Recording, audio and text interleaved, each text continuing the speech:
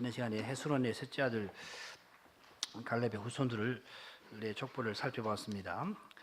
헤스론은 유다가 자부 다말에게서 나온 베레스의 아들입니다. 베레스에게 아들이 헤스론 말고 하물이 또 있는데, 이 베레스의 계보는 하물이 아니라 이 헤스론으로 이어집니다. 헤스론은 예라무엘, 람, 그 다음에 끌루베가 갈렙이라고 그랬죠. 갈렙이 세 아들을 두었고, 이 세 아들 가운데 둘째 아들 람이 유다 지파의 계보를 쭉 이어갑니다. 우리가 람의 계보에 관해서는 지난 시간에 살폈고, 지난 시간에는 셋째 아들 글루베 곧 갈렙의 계보를 살폈습니다.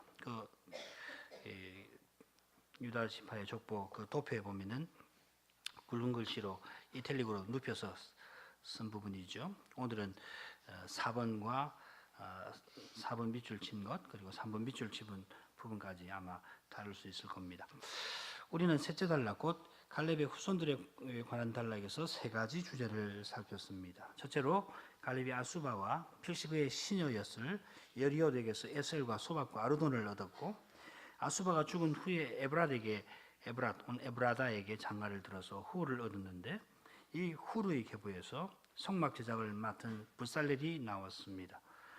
오늘 읽은 말씀에서도 우리가 확인을 할 수가 있습니다만, 우리만 아니라 우리, 그 다음에 부살렐 이렇게 되죠. 우리만 아니라 다른 아들들도 얻었고, 특별히 이 다른 아들들 중에서 족속들이 나왔습니다만은, 역대기의 거룩한 사가는 우리를 낳았고, 우리가 부살렐을 낳은 사실을 중요하게 기록을 해놓았습니다.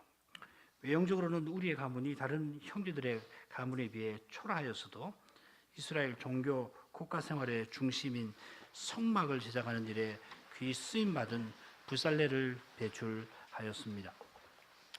이로써 역대기의 거룩한 사관은 외형적으로는 심히 초라한, 이스라엘 역사에서 가장 초라한 시기 가운데 하나라고 할 수 있는데, 포로기 이후의 교회에게 그들이 성전을 재건하고 거룩한 성을 중건한 사실을 바라보도록 하는 것입니다. 좀 더 정확하게 말하면은, 하나님께서 이 세상에서 아무 보잘것없는 그들, 식민지 백성인 그들을 쓰셔서 친히 성전을 재건해 주시고 거룩한 성을 중건해 주신 사실을 생각하게 하는 것입니다. 역대기 기사가 부살렐을 언급한 것은 부살렐의 위대함이 아니라 부살렐의 그 초람을 통해서 하나님의 위대하심을 강조하려 하는 것입니다. 하나님 백성의 역사에서는 인생의 초람과 연약함에도 불구하고, 좀 더 정확히 표현하면은 인생의 초람과 그 연약함 때문에 하나님의 거룩하심이 숨길 수 없이 드러납니다. 이런 형편없는 이스라엘 백성들의 삶만 아니라 오히려 가장 위대했던 종들의 삶에서도 근본적으로 다르지 않습니다. 배도하는 백성들의 경우에는 그들에게 언약의 저주를 내리셔서 하나님의 거룩하심을 드러내셨고, 순종하는, 그래서 우리가 볼 때 위대한 종들의 경우에는 그들에게 은혜를 베푸셔서 하나님의 거룩하심을 드러내셨습니다만, 역사를 조성해 나가시는 분은 누구신가? 오직 거룩하신 하나님이십니다. 사람 아닙니다. 결코 아닙니다. 하나님의 은혜를 빼버리면 인생은 실로 초라하기 짝이 없습니다. 궁핍 자체입니다. 인생이 인생으로 존립하기 위해서 하나님의 은택이 매 순간 필요할 뿐만 아니라 더욱이 하나님 백성으로 살기 위하여서 전적으로 하나님의 은혜가 필요합니다. 하나님 역사의, 백성의 역사에 가담해서 이 거룩한 역사를 형성하는 데 쓰임을 받고자 한다면 오직 은혜로만 가능합니다. 바꾸어 생각하면 자기가 아무것도 아닐 뿐만 아니라 죄인으로서는 아무것도 아닌 것보다 더 못하다는 사실을 철저히 깨닫고서 겸손히 하나님 은혜를 구하고 그 은혜에 합당하게 행하려고 하는 사람, 믿음으로 행하는 거죠. 행하는 사람은 하나님이 그를 하나님의 일에 틀림없이 구히 써주십니다. 겸손하신 그리스도는 겸손한 신자를 가까이 하시고 겸손한 그를 주님 나라에서 높여주십니다. 그러면 높임받는 사람은 더 낮아집니다. 주님이 높여주신 그 자리에서 더욱 겸손히 주님과 형제를 봉사하게 될 겁니다. 직분의 부르심을 받은 사람은 누구보다 겸손해야 합니다. 직분의 부르심 받지 아니하였을지라도 신자라면은, 신자로서 살려고 한다면은 마땅히 겸손해야 합니다만은, 직분에 나가는 사람은 참으로 자기는 다 없어져 버리고 오직 그리스도를 전부로 삼아야 할 것입니다. 그래야 그가 직분으로 그리스도를 온전히 드러내어서 참되게 그리스도 교회에서, 주님의 교회에서 봉사할 수가 있을 겁니다. 마찬가지로 직분과 아무 상관도 없이 교회에 봉사하는 사람은 똑같이 겸손한 태도로만 주님의 사랑을 형제들에게 드러낼 수가 있을 것입니다. 우리가 갈렙의 계보에서 둘째로 생각한 주제는 역대기 여자가 헤스론의 아들들의 계보를 람의 후손부터 이 계보를 이어가는 그 사람 아닙니까? 족보를 이어가는 계보인데 람의 후손부터 적어 나가다가 특별히 갈렙의 후손에 관한 부분에 이르러 갑자기 이 헤스론이 마길의 딸 아비야와 혼인한 내용을 적어놓은 의중이 무엇인가 하는 것이었습니다. 이는 우리가 역대기상 7장 14절 이하에서 좀 더 다룰 수 있을 거라고 생각되는데 요점만 말씀드리면은 요단 동편에 기업을 얻었던 므낫세 반 지파가 아들이 귀하던 차에 헤스론이 그 기업을 이어준 것으로 보입니다. 이 사실은 훗날 다윗 왕이 그슬 왕 달메와 정략 혼인을 통하여 큰 어려움에 떨어지고 심지어 나라를 위태롭게 한 일과 관련이 되어 있습니다. 헤스론이 므낫세 지파의 기업을 이어줬는데 그슬과 아람이 하봇 야일의 성읍이죠. 하봇 야일을 빼앗은 일이 있다고 특별히 기록을 해놨습니다. 역대기 저자는 다윗 왕의 역사에서 그 어두운 면을 보여주는 이 사실을 특별히 언급을 하는 겁니다. 자, 그런데 람이나 여라무엘의 계보가 아니라 갈렙의 계보에서 이 사실을 언급한 것은 우리말 성경 번역대로 하자면은 헤스론이 갈렙 에브라다 곧 다윗 왕이 태어난 베들레헴에서 죽은 사실과 관련됩니다. 이건 다음에 제가 또 별도로 다룰 건데요. 우리 번역대로 하자면 그렇습니다. 바로 이 사실이 우리가 살핀 세 번째 주제와 연결됩니다. 다윗이 홀로 나라 세운 것 아니고 오직 하나님이 다른 사람을 통하여서 베푸신 은택으로 말미암아 거룩한 역사에 가담할 수 있었던 겁니다. 갈렙의 계보는 유다 지파에서 어떻게 보면 주변적인 사람들입니다만은 역대기 저자는 유다 지파를 대표하고 전체 이스라엘을 대표하는 다윗 왕을 족보에서 마치 주변처럼 줄곧 언급하고 있습니다. 지난 시간에도 말씀드렸습니다마는 역대기의 거룩한 사가가 다윗 왕과 그의 시대를 결코 폄하하지는 않습니다.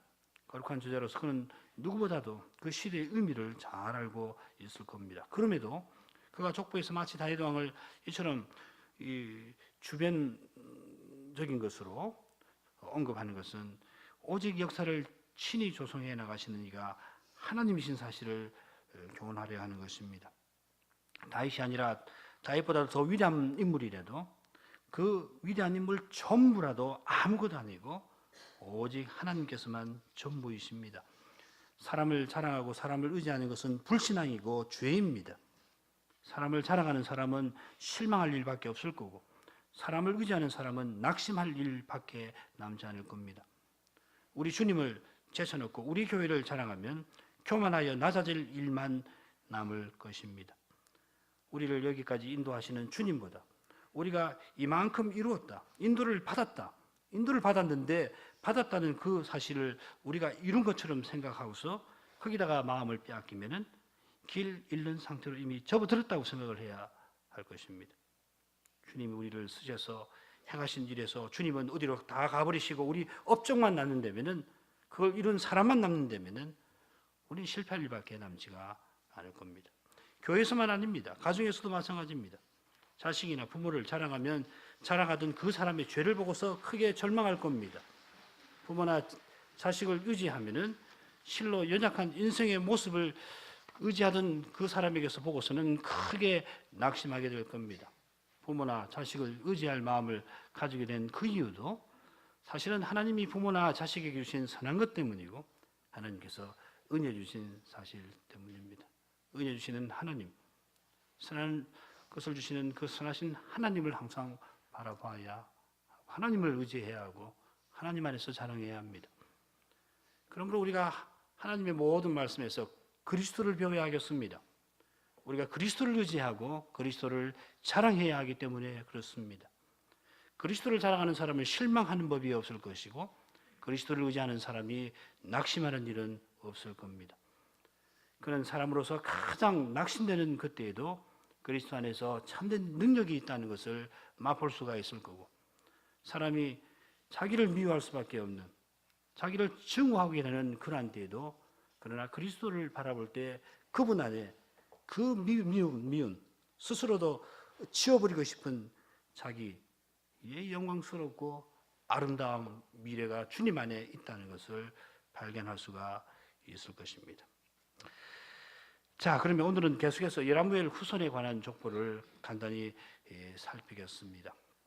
여라무엘은 주로 유다 지파 중에서 남쪽에 살았던 듯합니다. 사무엘상 2장 27장 10절을 보면은 아기스가 가로되 너희가 오늘은 누구를 침노하였느냐. 다윗이 가로되 유다 남방과 여라무엘 사람의 남방과 겐 사람의 남방이니이다. 그 유다 지파가 차지한 땅에서 밑에 네게브라고 그러죠. 네게브 땅입니다. 역대기 족보에서는 순전히 이 계보적인 내용만 나오고 이 여라무엘 후손과 관련해서 그 외의 자료는 뭐 거의 나오지가 않습니다.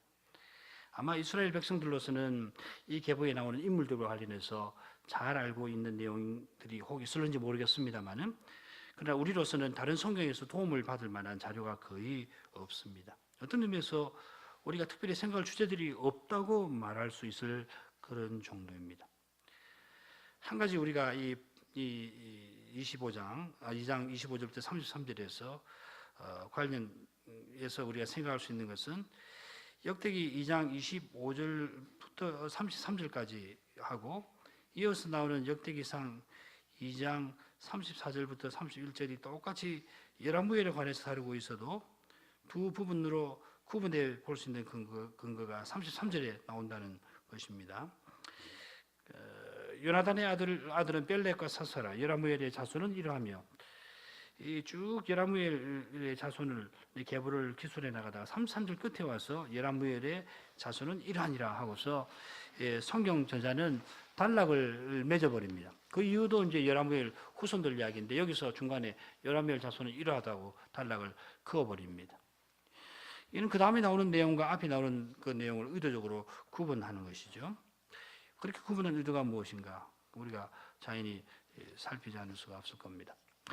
간단히 이 단락의 내용을 정리하고 이어서 이 단락에서 역대기 저자가 말하고자 하는 교훈의 내용을 생각을 해나가겠습니다. 첫째로 여라무엘은 헤스론의 맏아들입니다.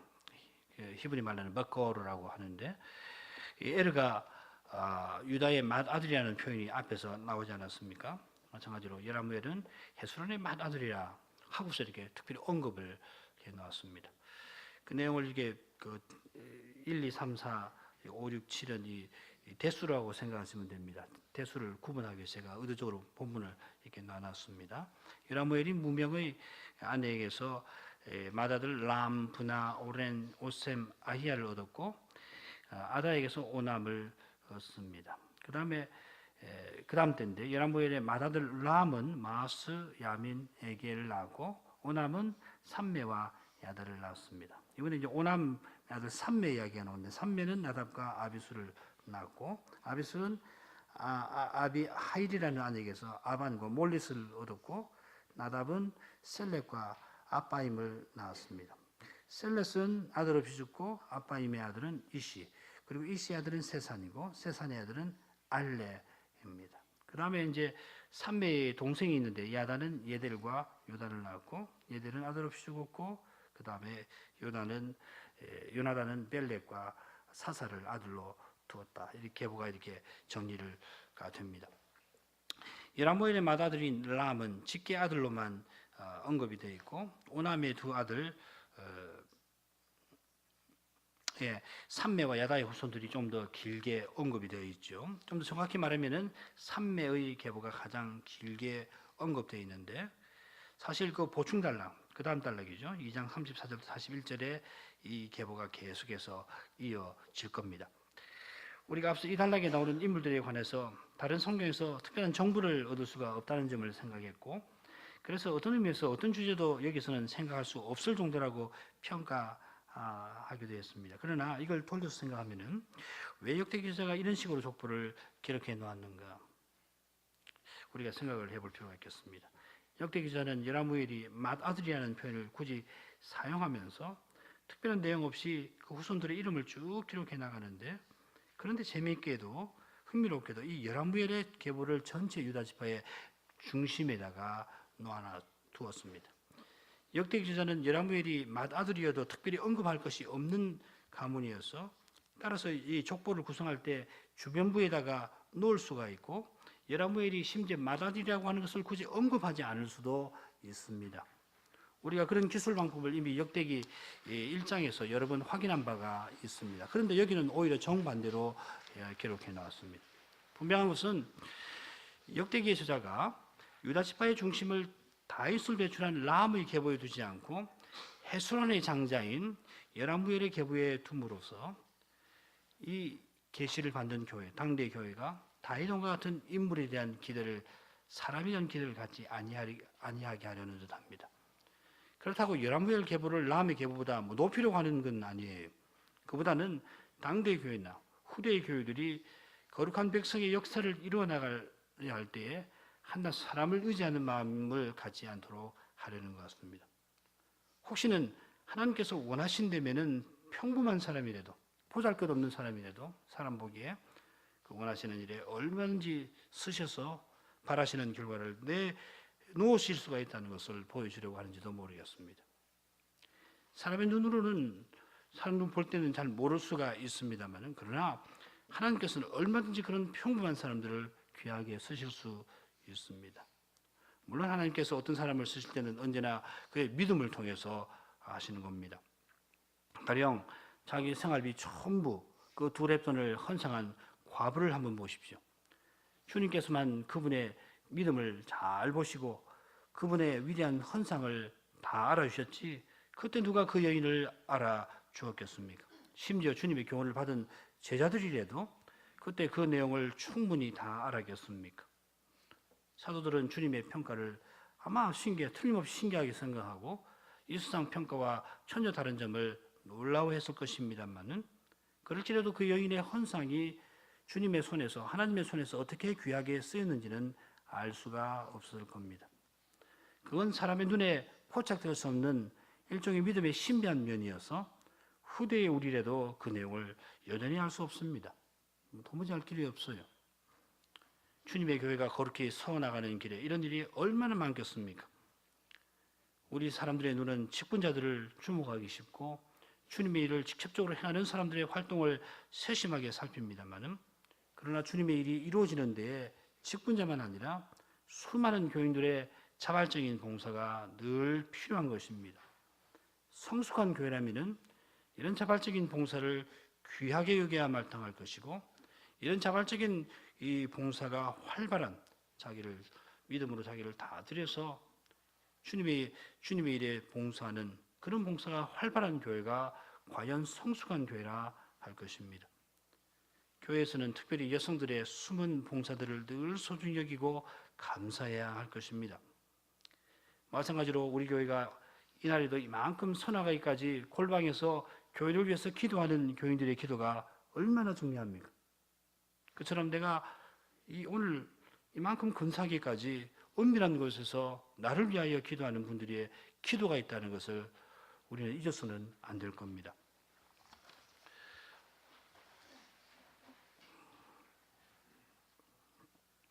앞서 말씀드린 대로 역대기의 주자는 여라무엘의 후손의 족보를 기록해 나가면서 33절에서 1단락을 짓고 이어서 다시 그 족보를 이어갑니다.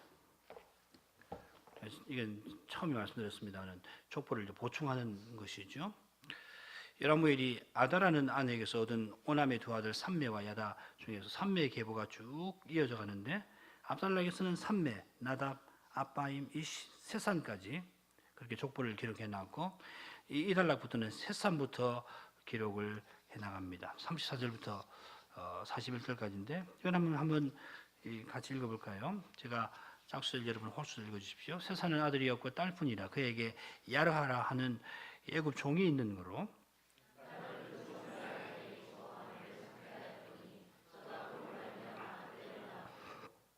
아때는 나단을 낳았고 나단은 사밧을 낳았고 오벳은 예후를 낳았고 예후는 아사랴를 낳았고 엘르아사는 시스메를 낳았고 시스메는 살룸을 낳았고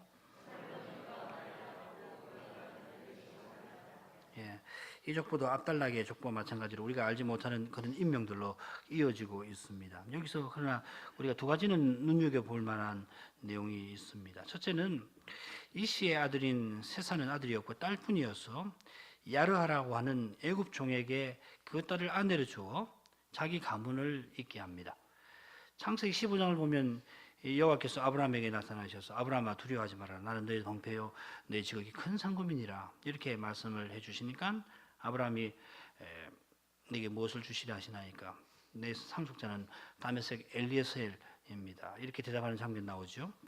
하나님께서 약속하신 후사를 주시지 않으니까 아브라함이 자기 종 중에서 가장 신이 받은 엘리에셀을 자기 상속자로 삼을 마음을 품었던 것입니다.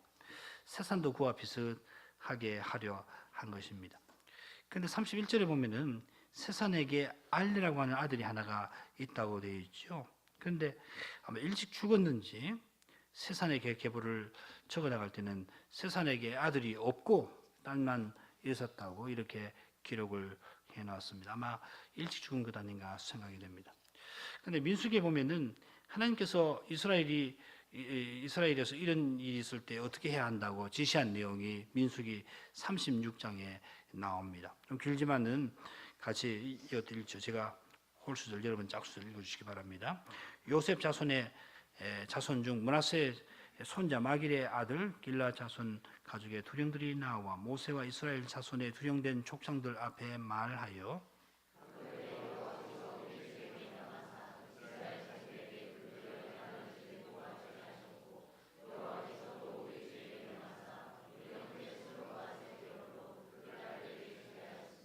그들이 만일 이스라엘 자손의 다른 지파 남자들에게 시집가면 그들의 기업은 우리 조상의 기업에서 감삭되고 그들의 속할 그 지파의 기업에 첨가되리니 그러면 우리 제비 뽑은 기업에서 감삭될 것이요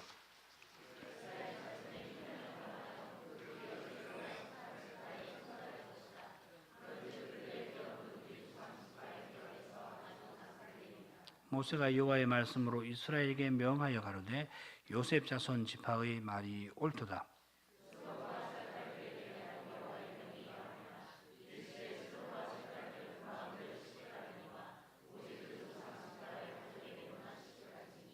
그리하면 이스라엘 자손의 기업이 이 지파에서 저 지파로 옮기지 않고 이스라엘 자손이 다 각기 조상 지파의 기업을 지킬 것이니라 하셨나니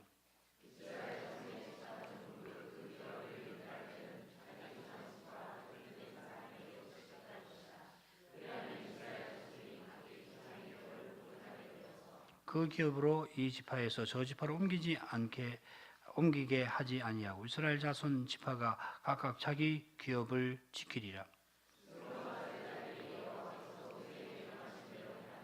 스로바스의 딸 말라와 디르사와 호글라와 밀가와 노아가 다 그 아비 형제의 아들들에게로 시집가되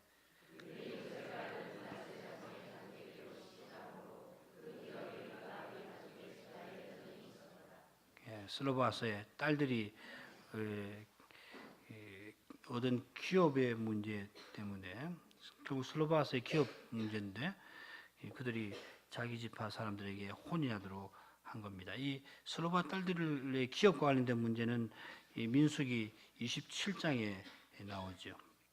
이 딸들이 이 모세와 제사장 엘르아살과 족장들과 온 회중 앞에 서서 자기 아버지가 이스라엘 백성에게서 끊어질 만한 그런 죄로 죽은 것이 아닙니다 하고서 말하고 우리에게 그 기업을 주십시오 청합니다.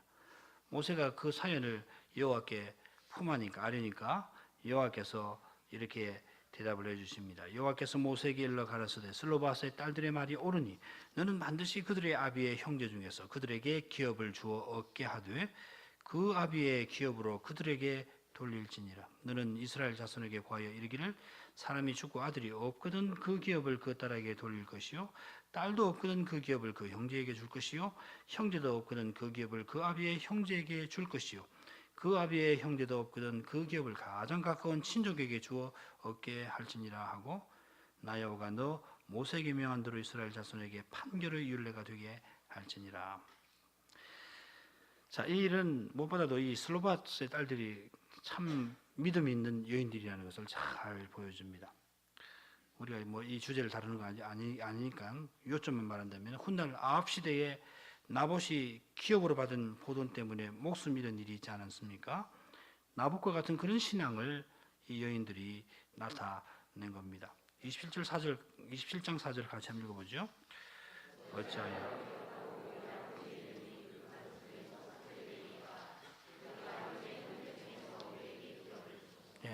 구약 시대는 그 경륜상 여성이 지금보다 훨씬 수동적일 수밖에 없는데 슬로바스의 딸들은 그 기업의 의미를 기업의 의미가 무언가를 잘 깨닫고 이렇게 적극적으로 청을 드렸던 것입니다. 이렇게 구하는 겁니다.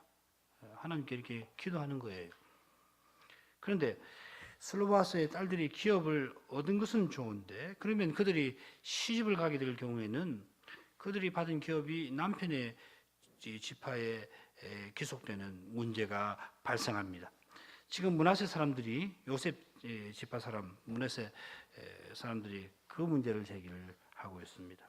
이 딸들이 받은 기업이 하나님이 므낫세 지파에게 주신 기업인데 그러면 다른 지파에게 돌아갈 수 없는 거 아닙니까? 하는 겁니다. 그러니까 므낫세 지파도 책임 있는 태도를 보인 거죠. 여호와께서 므낫세 지파의 요구를 받아주셔서 이 슬로바스의 딸들로 하여금 오직 그 조상 지파의 가족에게로만 시집을 가라 하셨습니다. 이에 이 딸들은 놀랍게도 모두 여호와의 명하신 대로 혼인합니다. 다시 한번 이 딸들이 믿음으로 사는 사람이라는 사실이 잘 드러납니다. 훗날 뭐 조금 후겠죠. 룻이 젊은 사람 남자와 재혼하지 않고 하나님 언약을 이루기 위해서 나이 많은 보아스와 혼인했던 것과 같이 이 딸들은 육신의 소욕을 좇지 않고 하나님 말씀을 순종해서 혼인하였습니다. 혼인 이렇게 하는 겁니다. 오늘날 뭐 이렇게 하라고 그러면 완전 벌쩍 뛸 사람 많은지 모르겠습니다. 그렇게 혼인하면 안 됩니다. 하나님의 아버지의 이름이 그 가족 중에서 지워지지 않도록 기업을 청하였고 굉장히 의미가 있는 거죠. 그 기업이 자기 지파 중에 있게 하려고 자기 지파 사람과 기꺼이 혼인하였습니다. 혼인 확률로 하는 거 아닙니다. 믿음으로 하는 겁니다. 아무리 확률이 적어 보이더라도 믿음으로 혼인하는 거예요. 하나님께서 선물을 주시면 하는 거예요. 신자는 확률 따지는 거 아닙니다. 신자는 믿음으로 하는 거예요. 보이지 않더라도 하나님이 말씀하시면 그 말씀을 붙들고 나가는 것이 신자예요. 우리 형편이 이런데 어떻게 합니까? 확률상 이런데 어떻게 합니까? 그 불신앙이에요. 하나님께서는 돌들을 일으켜서 아브라함 자손을 만드실 수 있는 분입니다. 그게 믿음이죠. 교회에서 확률을 따지고 있으면 그게 참 답답한 노릇이에요. 우리 수학자 아니에요. 우리 믿음으로 사는 사람입니다. 0.1%의 확률이도 하나님께서 가능하게 하시면 되는 거고 99.9%의 확률이도 하나님께서 막으시면 안 되는 거예요. 그렇죠? 그렇게 믿고 나가야 된다고요. 하나님이 주셔야 하는 거라고요. 참 슬로바 이 딸들 보면 참 훌륭한 믿음을 가졌습니다. 참 이런 이 여성들이 나와야 되겠습니다. 이런 청들이 나와야 되겠어요. 이렇게 혼인하면은 실패하지 않습니다. 확률상 적으니까 뭐 좋은 남편 만날 가능성이 떨어진다. 아이고 얼마나 세상적인 생각이에요. 그렇지 않습니다. 하나님 말씀대로 순종해서 혼인하면 틀림없이 가정을 잘 세우는 거예요. 하나님 말씀이 가정을 세우는 거지 돈이 세우는 거 아니고 미모가 세우는 거 아니고 성격이 세우는 거 아니고 그렇죠? 가정 그렇게 세우는 거 아닙니다. 오직 믿음으로 세우는 거예요. 내가 세우는 거 아닙니다. 주님이 세우시는 거라고요.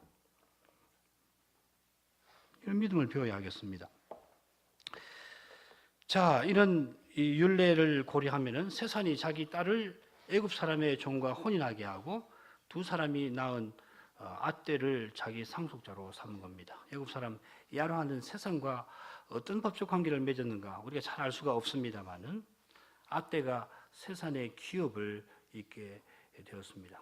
야르아가 일단은 유다 지파의 사람이 되어서 세산의 딸과 혼인하여 둘 사이에서 태어난 아떼로 하여금 세산의 가문을 잇게 하고, 혹은 또 다른 아들을 낳아서 그 아들은 자기 가문을 잇게 했을지도 모릅니다. 그럴 수도 있거든요. 중요한 것은 세산이 이런 방식으로 기업을 이어나간 것이 슬로바스의 딸이겠죠. 사실은 룻의 경우처럼 믿음에서 나온 행위라고 하는 사실입니다. 슬로바스의 딸이나 룻의 경우처럼. 두 번째로 우리가 이 족보에서 살필 내용은 엘리사마가 누구인가 하는 것입니다. 어떤 훌륭한 학자는 세산의 14대 손인 엘리사마가 다윗 시대의 사람이라고 확인을 합니다. 물론 세산은 유다 지파로부터 10대 손이 되는데, 유다로부터 해가지고 10대 손이 되는데, 그러면 출애굽 시대가 된다고 합니다. 하지만은 이 대수를 이렇게 잘 따져보면은 그렇게 꼭 말할 수가 없거든요. 예를 들면은 부살렐 같은 경우는, 부살렐은 우리, 훌, 그 다음에 훌 아버지가 여라무예요. 그 다음에 베레스, 그 다음에 유다 아니에요? 그럼 몇 대 안 되잖아요. 그 10대가 안 되거든요.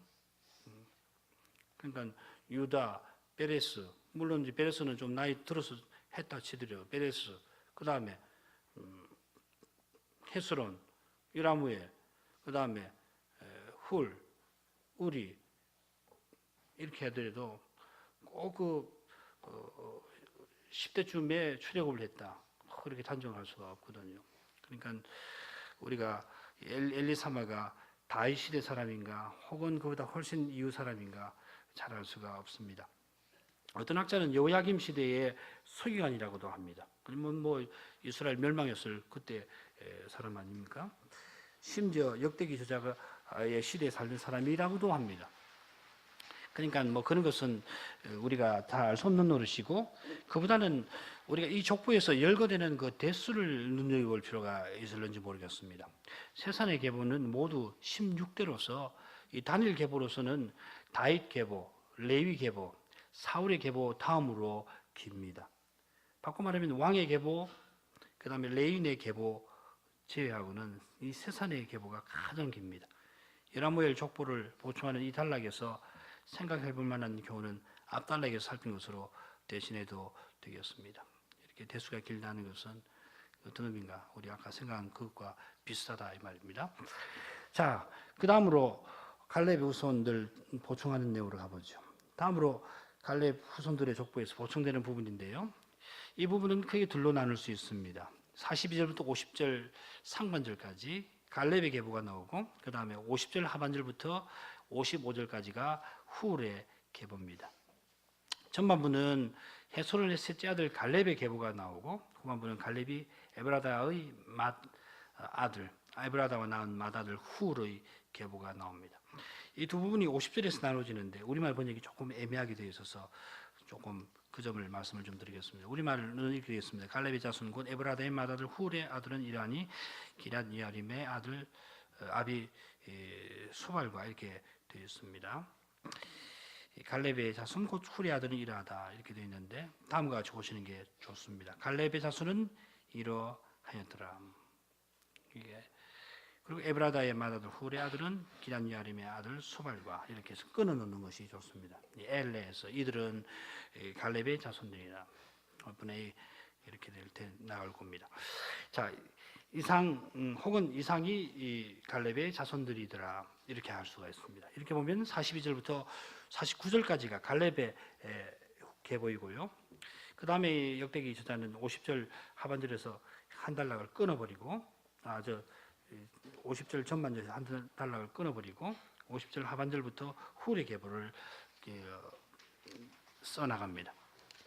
그리고 먼저 갈렙 계보를 한번 간단히 보죠. 말씀드린 대로 이 숫자는 대수를 가리킵니다. 여라무엘의 아들 갈렙의 아들 곧 맏아들은 메사니 시브의 아들이요 아비요. 그러니까 메사가 시브를 낳은 거죠. 그 아들은 마레사니 헤브론의 아비이며, 그런 시비 마레사를 낳고 마레스가 헤브론을 낳았고, 그 다음에 헤브론의 아들은 고라와 다푸아와 레겜과 세마라. 자, 헤브론의 아들 중에 세마는 라함을 낳았고, 라함은 요르감의 아비고 요르감을 낳았죠. 레겜은 삼매를 낳았습니다. 삼매는 마온을 낳았고 마온은 베술의 아비입니다. 베술을 낳았습니다. 그 다음에 다시 이제 46절에는 갈렙의 첩 에바가 갈렙에게 하란, 모사, 가세스를 낳았습니다.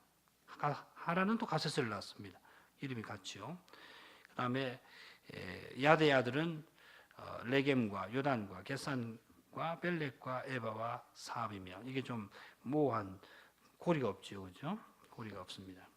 좀 이따 설명하겠습니다. 그 다음에 48절에 가면 갈렙의 첩 마아가가 갈렙에게 세벨 디르하나를 낳았고, 또 만만나의 아비 사압을 낳고, 사압이 만만나를 낳았겠죠. 또 막베나와 기브아의 아비 수아를 낳고, 수아를 낳았는데 수아가 막베나와 기브아를 낳았고, 그 다음에 갈렙의 딸은 악사드라, 이렇게 되어 있습니다. 예라무엘의 아우 갈렙의 아들, 이렇게 소개를 하고 있습니다. 이게 참 흥미로운 겁니다. 압살락이 지금 예라무엘의 계보를 기록을 했지 않습니까? 이어서 이제 갈렙의 계보를 보충을 하고 있는데, 헤스론의 아들이라고 하지 않고 예라무엘의 아들이라 이렇게 표현을 했습니다. 그러니까 역대 기자가 예라무엘에게 지금 초점을 자꾸 두고 있는 거예요, 그렇죠? 우리가 역대기상 2장 18절부터 20절에서 갈렙의 계보를 살핀 바가 있는데, 갈렙이 아수바 여리오덱에서 에셀 소밥 아르돈을 낳았고, 아수바 죽은 후에는 에브라다를 아내로 얻어 훌을 낳았고, 훌은 우리를, 우리는 부살레를 낳았습니다. 여기서는 아수바나 에브랏과 관련된 족보가 없습니다. 에브랏 족보는 그 다음 훌로 이어지겠죠. 42절부터 45절에서는 갈렙이 우리가 이름을 알 수 없는 아내를 통해서 얻은 아들의 계보인데, 맏아들이 메사이고 그 메사의 계보가 쭉 나옵니다. 메사, 십, 마레사, 헤브론, 그 다음 이렇게 쭉 가고 있습니다. 헤브론의 아들은 고라, 다프와 레겜, 세마, 그리고 세메와 레겜의 계보가 조금 더 이어져 있습니다. 46절에는 갈렙이 첩 에바를 통해서 얻은 아들의 계보가 나옵니다. 갈렙이 에바를 통해서 하란, 모사, 가세스를 낳았고, 하란이 아들을 낳았어도 그 이름을 자기 형제 이름 가세스라고 똑같이 지어놨습니다. 자, 그런데 47절을 보면은 이 계보에 야대의 계보가 끼워져 있습니다. 이 야대가 누군가 도무지할 길이 없습니다. 성경 다 뒤져도 여기밖에 안 나옵니다. 다만 이 아들들의 이름에 야대의 아들들 이름에 에바가 나오는 걸 보면은, 야대가 어머니나 할머니 되는 에바의 이름을 자기 한 아들에게 붙였는지 모르겠습니다. 그렇게 해서 족보가 연결이 되는 듯 합니다. 그 외에는 정보를 얻을 수 없습니다. 48절 49절에서는 갈렙이 첩 마아가를 통하여 얻은 아들의 계보가 나옵니다. 갈렙이 마아가를 통하여 세벨, 디르하나, 사압, 스와를 낳았고, 사압은 맏만나를 낳았고, 스와는 막베나와 기브아를 낳았습니다. 이 기브아는 베냐민하고 다릅니다. 유다 조직이죠. 이 족보에는 인명이면서 후대의 유대 지역의 유명한 지명이 되는 그런 이름들이 쭉 나오고 있습니다. 그 집이죠. 유명한 십 광야. 다윗이 도피 생활할 때 돌아다녔던 곳이죠. 헤브론 유명한 곳이고, 다프와 마온, 메술, 기브아, 다이, 베드레헴, 헤브론, 에브라다 근방 지역입니다. 유명한 지역입니다. 모두가 유대 지역에 있습니다. 다윗 왕이 후대 활약했던 곳하고 매우 관계가 되는 그런 곳이죠. 십의 아비라든지 헤브론의 아비라고 하는 표현은 메사가 십을 낳았고 마레스가 헤브론을 낳았다 하는 뜻도 되겠지만은, 유대 성읍인 십이나 헤브론의 형성과 관련된 인물을 가리키는 표현일 수가 있습니다. 이게 참 규명하기 참 어려운 건데, 어떤 식으로 해서 이 메사나 마레사가 이 헤브론이나 십이라고 하는 이 도시와 관계가 되는가, 이게 참 알기가 어렵습니다. 이 나이나 이런 걸 추정해 보면은 이 양반들이 출애굽을 했다 하더라도 아마 광야에서 다 죽었을 텐데, 어떻게 해서 이 가나안의 이 지명과 관련이 되는가, 그건 참 아무리 생각해도 잘 모르겠어요. 마찬가지로 갈렙의 딸이 악사라고 했는데, 지금 이 갈렙은 여분네 아들 갈렙이 아니라 헤스론의 아들 글루벨을 가리킵니다만 흥미롭게도 헤스론의 아들 글루벨 곧 갈렙이 악사라는 딸을 두었고 여분네 아들 갈렙도 악사라는 딸을 두었습니다. 아마 갈렙이 악사를 낳은 것은 시기적으로 이스라엘이 애굽에서 살던 때가 맞을까? 아무리 계산해 보면은 애굽에서 살던 때거든요. 그러니까 혹시는 여분네 아들 갈렙이 이 여분네 아들은 그날 사람이거든요. 이방인입니다. 조상이 유다 지파로 편입되면서 이 악사라는 이름을 따서 붙인 거. 그다음 나중에 헤브론을 기업을 얻잖아요. 그런 것하고 관계되는가? 참 우리로서는 참 알기가 어렵습니다. 그런 것들은 추측만 해볼 뿐입니다. 자, 훌의 계보에도 비슷한 내용이 나올 겁니다. 이 훌은 갈렙이 에브라다에서 낳은 맏아들 아닙니까? 한번 보죠. 갈렙의 자손 그 에브라다의 맏아들 훌의 아들은 이러하니 기랏 이아림의 아비 소발과 베들레헴의 아비 살마와 벳가델의 아비 하렙이라. 그다음 때 기랏 이아림의 아들 아비 소발의 자손은 하로와 무누 사람 절반이니 기럇 이아림 족속들은 이델 족속과 풋 족속과 수마 족속과 미스라 족속이라.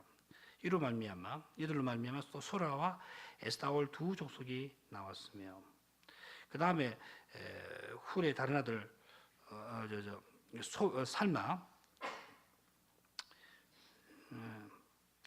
살마의 자손들은 베들레헴과 느도바 족속과 아다롯 벳 요압과 관계되는 겁니다. 요압의 집의 영광 이 정도 될 것 같은데 아다롯 벳 요압 훗날의 요압 장군 그 요압과 관련된 지명인가 추측을 합니다. 마하낫 족속의 절반과 소라 족속과 야베스에 관 서기관 족속 곧 디라 족속과 시므아 족속과 수가 족속이니 이는 다 레갑 집 조상 함마데에게서 나온 개인 족속이라. 이건 다음 시간에 제가 다윗 계보하기 전에 좀 레갑 집 이야기는 좀 할 겁니다. 자, 에브라다의 맏아들 훌이 소발, 살마, 하렙을 아들로 두었다고 그랬는데 여기 우리가 빠져 있습니다.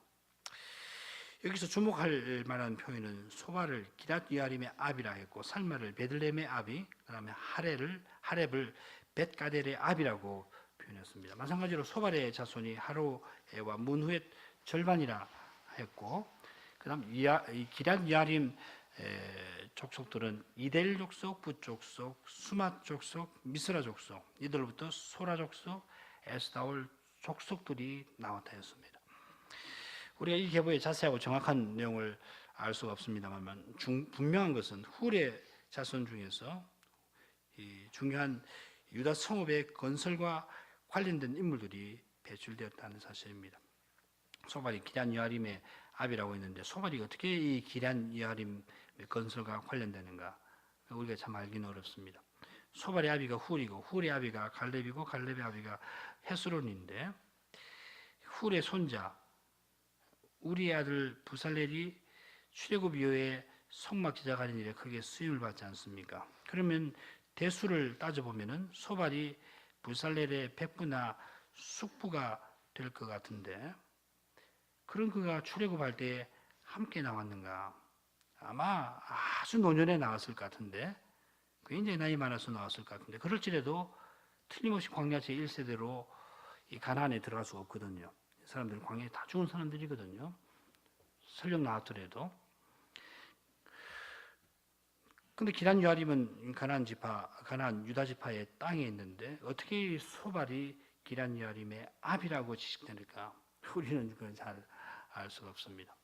베들레헴의 아비 살미의 경우도 마찬가지일 겁니다. 자, 시간이 많이 가서 오늘 이만큼 하고 아마 내년에 이 부분 다시 우리가 살펴야 될 것 같은데요. 수요일이 이제 성탄이 있고 온단이 있어서 다음 수요일은 아마 내년을 맞이하면 그때 이 부분을 조금 더 살피고 3장으로 다윗의 계보로 넘어갈 겁니다. 마치기 전에 한 가지만 생각하겠습니다. 역대 기자가 갈렙의 계보를 기록해 나가면서 이 계보에서 나온 인물들이 유대의 유명한 성읍의 건설과 관련되어 있다는 사실을 언급하고 있는데 그 의도가 아주 분명합니다. 베들레헴은 다윗의 성 아닙니까? 그처럼 기럇 여아림은 블레셋에서 돌아온 언약궤가 안치는 곳이고 이곳에 언약궤가 머물러 있는 동안에 이스라엘의 마음이 여호와께로 돌아갑니다. 자, 그런 점에서 기럇여아림이나 베들레헴은 다윗 왕이 등장해서 태평 숭배를 열어가는 일에 있어서 중요한 역할을 한 장소가 되는 셈인데, 이 중요한 장소들이 다윗의 조상인 라암의 계보가 아니라 갈렙의 계보와 직접 관련이 되어 있습니다. 자, 그 의미는 우리가 오늘 강서를 시작할 때 살폈습니다. 다윗이 태어나고 다윗이 백성을 다스리는 일 모두가 하나님의 전능하신 손에 의하여 이루어진 겁니다. 전능하신 하나님, 곧 언약을 다 이루셔서 그 영광을 친히 드러내시는 그 하나님이 함께 하시면은 그보다 든든한 일이 없습니다. 여호와 하나님께서 이 모든 날 마지막에 친히 사람 되셔서 이제 영원히 우리를 위하시는 그리스도로 우리와 함께 하십니다. 이보다 우리에게 더 든든한 일이 없습니다. 이 그리스도를 전심으로 믿고 의지하는 교회와 신자는 실패하지 않을 것입니다. 기도하십시다. 거룩하신 하나님, 역대기의 족보에서 하나님이 옛 시대의 언약 백성의 역사를 친히 조성해 나가신 그 사실을 발견할 수 있게 해주시고, 그 사실에서 인생은 아무것도 아니요 오직 하나님이 전부이신 교훈을 다시 깨닫게 해주시니 감사합니다. 저희가 심히 연약한 까닭에 사람을 의지하기가 쉽고 한낱 사람을 자랑하기 쉬운 것을 생각할 때 하나님 말씀에서 이러한 교훈들을 항상 터득하고 나가야 할 필요를 더욱 깨닫사옵나이다. 사람을 의지하는 교회는 실패하지 않을 수 없고 사람을 자랑하면 실망할 일밖에 없는 이것을 잊지 않게 해주시고, 겸손히 그리스도를 의지하고 그리스도 안에서 항상 자랑할 수 있게 하여 주옵소서.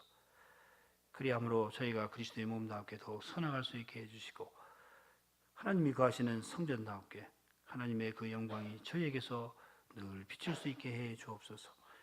이 영광만이 이 얻은 세상에게 구원의 빛이 되오며 한낱 인생들에게 소망의 빛이 되옵나이다. 주 예수님 이름으로 기도하옵나이다. 아멘.